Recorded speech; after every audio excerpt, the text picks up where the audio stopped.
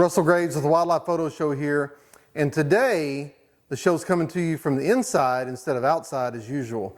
Now we've got a beautiful spring day, but outside it's been raining all day, so it's muddy, wet, and I've been aiming to make this video for a while, so instead of being out on the farm somewhere, this video is coming to you from inside the barn at Hackberry Farm, where I'm going to talk about how I pack for a photography trip or for a workshop. And so I've got all my gear laid out in front of me, and the beautiful thing about what I'm going to talk about today, this is just how I do it. You know, like photography in general, there's a million different ways to skin a cat, and this is just the way I do it.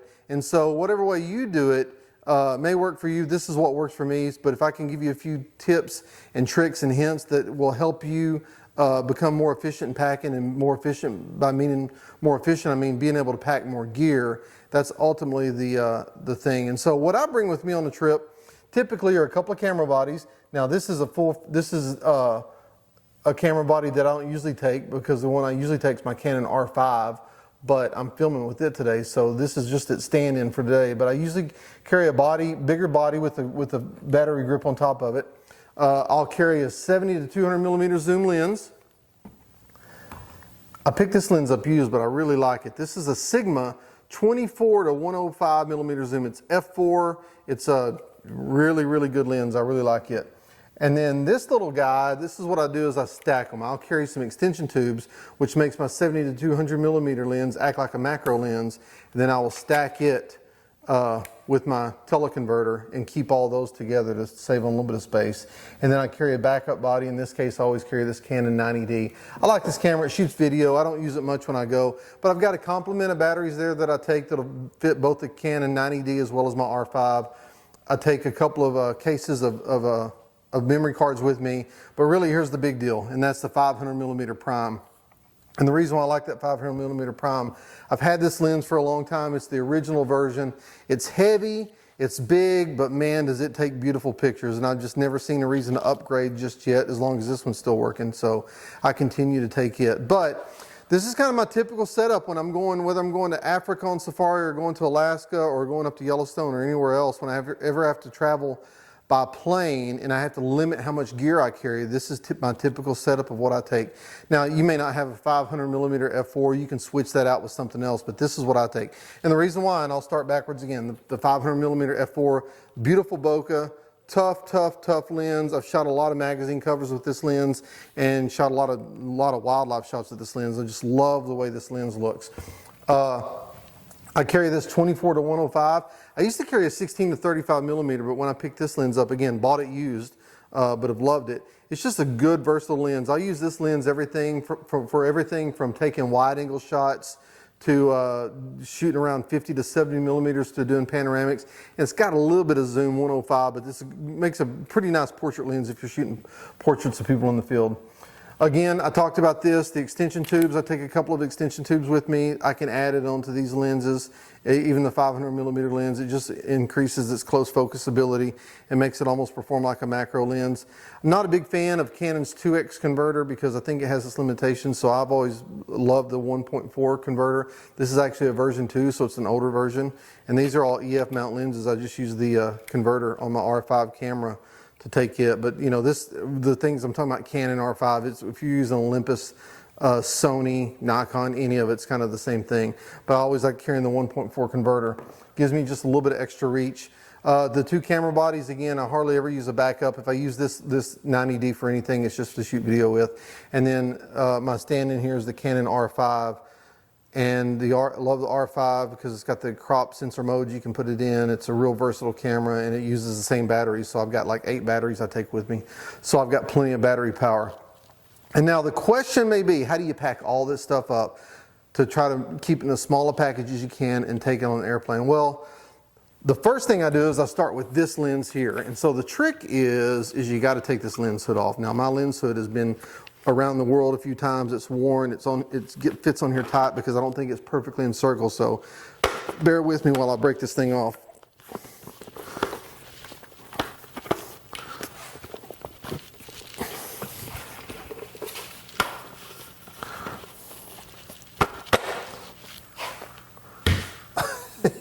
You probably didn't believe me, but that's how hard it is to take off. But if it's on there tight, like I said, I think it's a little bit out of round from just years and years of use. And problem is why I haven't bought a new one is if you've ever priced these things before, they're so dadgum expensive. So the reason why I think this is out of round, because this right here doesn't get packed on my roller bag that gets checked on the airplane. This one actually goes in my check bag, so I'll pack it and put it inside of a backpack, my photo backpack, and that'll be part 2 of this video. I'll put it inside my camera backpack, and that gets packed separately. So what we're left with is a hoodless lens, all this camera equipment. Let me show you how I do it.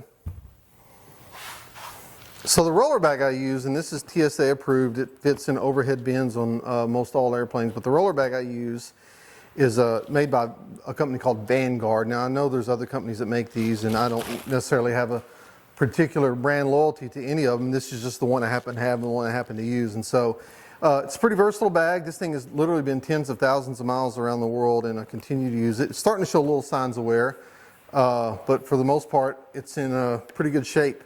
And it's taken a lot of abuse over time. But if we open up, and this has got an internal little screen I can use, you can see how I've got it segmented. So I've got 3 compartments on each side, a total of 6 smaller compartments in the compartment in the middle. And I can fit all this gear in this, and plus have a little bit of extra room as well for a couple of other things I'll talk about here in a minute. But again, the key is, the first thing I do is I take this 500 millimeter lens, and this is actually a 300 millimeter soft lens hood I use for it, that I put over the end just to protect the element. And this guy's what goes in first. And so the trick for me is put that foot up like that, and that way the lens can sit good on the bottom. Now, one thing I failed to mention a while ago is one of the reasons I use the 24 to 105, a 70 to 200, and then a 500 millimeter lens. You may be thinking, well, there's a gap in there focally. Well, there is a little bit of a gap in there focally, but I can use this 70 to 200 millimeter lens, and I can put the 1.4 extender on it, and that'll give me a 98 to 280 millimeter, if I'm doing my math right, lens. Now, with the Canon R5, it's got the crop mode that you can put it in, and then it will take this lens from being a 70 to 200 to about 160 millimeters to 448 millimeters. So I can have by one press of a button, I can use this 24 to 105. I can put this lens on with a 1.4 converter, give me like 98 to 280 millimeters, and then with the press of a button, it'll take me from 156 millimeters to almost 450 millimeters. Then I have the 500 millimeter lens on top of that, and it's really a versatile combination to be able to do that with the mirrorless camera. And that's one of the things I love about not only the Canon mirrorless cameras, but really all the mirrorless cameras. So once I've got the first one put in, the 500 millimeter, this guy sits there. Usually, again, put it where the foot is pointing up. It just seems to, in my mind, ride better than that. And then here's another key thing too. Lens hoods have to come off. I'll take my 24 to 105 millimeter lens, and I just start filling in the blanks around here. And so I'm going to put that guy there. He's in there, back in there tight. And then one camera body I'm going to put here.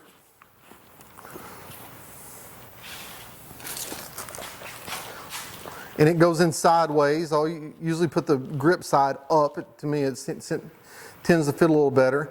And then there's actually one thing I'm leaving off because I don't have any RF lenses. They're all EF lenses. I've got the adapter, so the adapter fits on this as well. But my extension tubes and my teleconverter, they tuck back here in the corner, out of the way. Again, everything fits in there pretty tight, so that way it's not rattling around as you're moving. And then my main camera body, I'll put it in on the side as well. And this thing is really well padded on the bottom. So that gives me a little bit of flex space. So I've still got one space that I can put another lens in. A lot of times I'll carry an 85 millimeter f1.4 lens, and or another macro lens, but this will give me a little bit of flex space if I need it, or if you've got a bigger lens than the 70 to 200, you can put it there. Now, you may wonder what I do with my lens hoods. Like I do with my big lens hoods, I put them in my check bags. I haven't had any trouble yet. Like I said, this one's a little out of shape. It may be because it got mashed in the airport through the baggage handling system. I'm not sure of that. More than likely. I've just had that camera for a while, or I've just had that lens for a while. More than likely, over time, I've just beat it up a little too much. But you can also put these smaller lens hoods. There's actually space for them to fit down in here in the nooks and crannies, because one thing you'll notice is you've got little nooks and crannies all through here that you can still put stuff in. You can fit like this lens cleaning cloth. I'm just going to stuff it down there, and I've got it. I've got a reach here. All my batteries, what I do on that is I will put them all in one Ziploc bag and then try to put them in there really tight so they're not banging around each other. Then I'll find a space for them. Let me put them right there instead. I'll put this guy right there. And then my card cases, I've got a spot for them there. So you can see I've got all that gear in there, and I've still got room for more. I've still got where I can put something on top of these teleconverters. I've got a couple of small little nooks and crannies that I can put stuff like chargers. I usually pack my chargers in the check bag, but I could put my chargers back down in there. I've got room here for my chargers. Again, I'll usually just stick another lens down in there and take another lens with me. So I've still got some versatility there on where I can put stuff. Now, once I get all that in there, again, this thing has an internal mesh zip up part that I use, and then if I wanted to, which I don't, I've got a space there I can carry my laptop. And the reason why I don't carry my laptop in there is I use my laptop as a personal gear or a personal bag, and I carry that on with me and put it under the seat. I usually use my laptop if I'm traveling very far. But you can put a reflector in there, you can put, you know, some books, magazines, reference books, whatever. You've got the same space on the outside that you can use and be able to put stuff in there. I've just got some different notepads and stuff that I carry with me, but this thing sets pretty flat. And again, once you zip it up, it's a pretty secure way of carrying your gear through the airport. Now, the worst case scenario, every now and then I might get on the commuter plane where they'll say, oh, you can't check that, you know, because we don't have any overhead bin space. That does happen every now and then.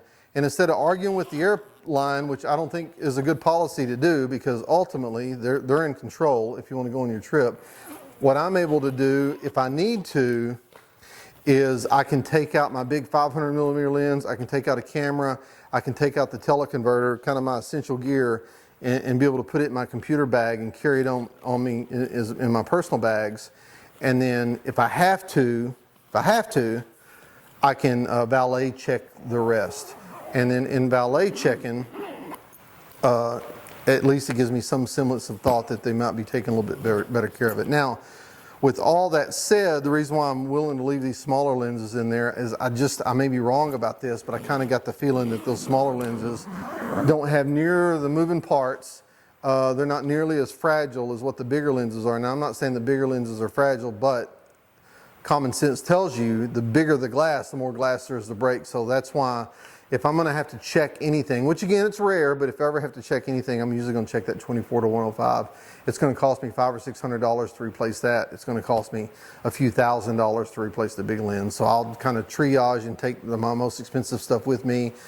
Valet check the least, valet check the least expensive stuff, and go from there. So that's part one of how I pack. Again, you may have your own way of packing. I'd love to hear it, but that's how I pack on a trip, and it's worked well for me. That's kind of the lens combo I take. It's worked pretty well for me. Now, in part two of this, I'll show you what I use and how I pack my checked bag that I'll leave at the ticket counter that's going to ride in the bottom of the plane no matter where I go. And there's a certain way I do that as well that I think works really well, and I can carry a lot of gear with me, and it makes it a really versatile package whenever I get out on the other side of wherever I'm traveling to. So I hope that's helpful, and we'll see you again next time.